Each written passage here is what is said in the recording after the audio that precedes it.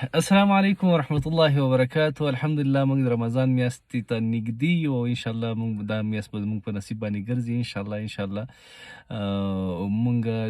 ما ډېر دوستان ملګري دي، هغوی د زکات په اړوند باندې پوښتنې لري، وایي چې زکات موږ ادا کوو په دې میاشت کې، نو څنګه ادا کوو، څه رقم ادا کوو.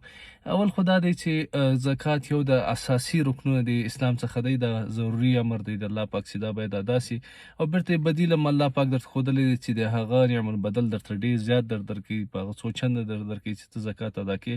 او دغه مال چې دی دا هم د الله پاک مال دی چې تا درکړی، تا په اختیار کې درکړی، نو د الله پاک حق ادا کول دا یو ضروري خبره ده. مخکې د نه چې ته په دې باندې پوه سې د الله پاک حق څومره دی، په چا باندې لازمي ده، باید دغه څو شیانې ته په دې باندې باید پوهه ولري چې چا باندې زکات فرض دی او کوم کسان یې باید ورکړي. دا به زه تاسو ته تشریح کوم. اول هغه کس دی چې هغه باید مسلمان واوسي، یعنی هغه کس چې مسلمان په هغه باندې لازمي خبره ده چې نور شرایط یې پوره کړي نو زکات به ضرور ادا کوي. په کافر باندې زکات نشته. دویم، صاحب د نصاب اوسیږي. دریم، کال پې ووتي، یو کال د نصاب د کوم مال چې دی نصاب یې پوره کړي، یو کال پې ووتي. او دریم دا، څلورم دا دی چې عاقل اوسیږي، او پنځم دا چې بالغ اوسیږي. دغه پنځه شرایط ډېر لازمي او ضروري دي چې څو تا باندې دغه پنځه شرایط که چېرې دا پوره کړي نو تا باندې زکات ورکول فرض دي. ډېر داسې دوستان به م لیدلي چې هغوی کله هم چې زکات ورکوي یا معین مشخص وخت یې ورته معین کړي، وایي چې زه د روزې په میاشت باندې زکات ورکوم. مثلا یا د شعبان میاشت یا د روزې رمضان میاشت، په دې میاشت کې دوی داسې ځان ته مشخصه کړي چې په دې میاشت باندې موږ زکات ورکوو. که یو مجبوره کس ورته ورسي، هغه ورته وایي چې ته ماته زکات په ډول باندې ما سره کومک وکړه.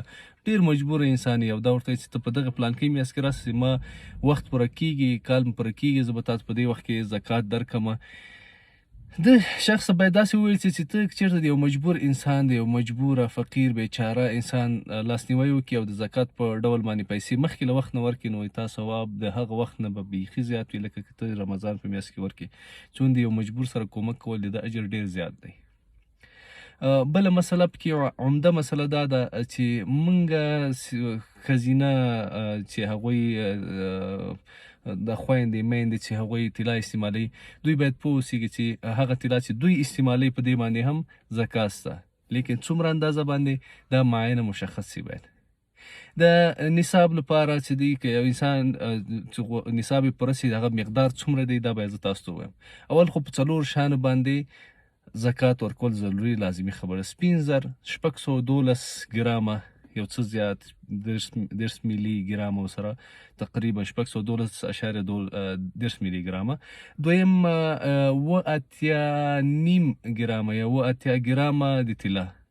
سپین زر 612.10 او سره زر هغه باید 8 ګرامه واوسیږي. او د ده په دریم او څلورم یې چې دي هغه نغدې پیسې او د تجارت مال. نغدې پیسې او تجارت مال هم چې د دغو دوو نصابونو په اندازه باندې واوسیږي نو زکات پرې لازمي خبره ده. هغه خویندې میندې چې هغوی په کور کې طلا استعمالوي، هغه چې دغه نصاب ته 8 ګرامو ته رسېدلي، نو هغوی باندې لازمي خبره ده چې 40مه حصه د دغه مال باید زکات کې ورکړي. ډېر خویندې دوی داسې وایي، دا یو عذر به وړاندې کوي چې موږ خو پیسې نه لرو او په موږ باندې زکات لازمي خبره ده. نو هغې خویندې ته باید وویل سي چې ته چېرته خپل شوق پوره کړې، ذوق پوره کړې، نو طلا استعمالوي، نو تاسو ضروري امر دا دی چې ته باید زکات هم ادا کړې. زکات یې څنګه ادا کړې؟ ته نغدې پیسې نه لرې، نو د دې طلا نه یې راواخله، خرڅ یې کړه، زکات پیسې پکې وباسه.